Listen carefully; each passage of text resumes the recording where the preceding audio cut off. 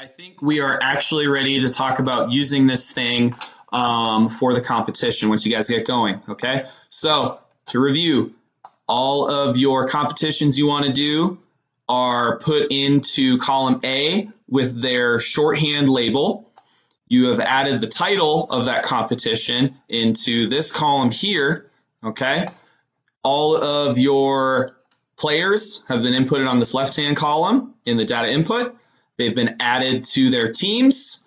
You have all of the averages properly set up. The lookup functions are aligned with everybody, and you have your position rankings set up. So let's say you actually did a competition. Your first competition, again, is a week 1 sprint competition. We are now ready to look at this and determine winners, assign points, all that good stuff, okay? Again, manually input it in the data input sheet, and then we just want to make sure that we have the drop-down tab set to the correct competition, which is the week 1 sprint, okay? And then automatically the numbers will start popping up, okay? Again, on the top right here, we have the team average score, and then just under that, we have the matchup results. Since this is a sprint competition, generally the lowest score will win, the fastest score wins. But if this was a lifting competition, we would want to toggle this over to the highest wins. So make sure you're doing that depending on the conditions of your competition, okay?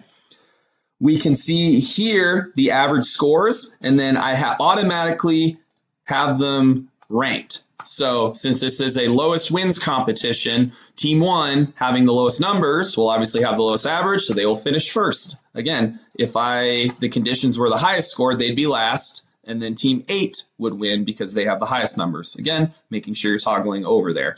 Now, matchups are over here in a slightly different table. You will need to manually adjust these matchups week by week. So let's say week 1, you want team 1 to go against team 8, 2 versus 7, 3 versus 6, 4 versus 5. This is already good to go.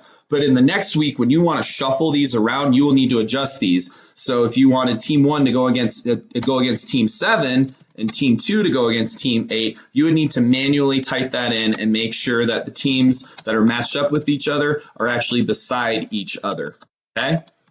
We do not want to touch the winner column, okay? There's some lookup functions that are automatically calculating the winner for us, and then we do not want to touch the margin of victory column. Again, that would mess the whole thing up, all right? But as you can see, we have the numbers correctly inputted, the averages are being produced, and then this tells us that team 1 wins because they have the lowest score. If we change those conditions, and the highest score wins, team 8 would win because they obviously have a higher average because they have higher numbers, okay? So make sure that you are adjusting that as needed to reflect who the winner of your competition is, okay?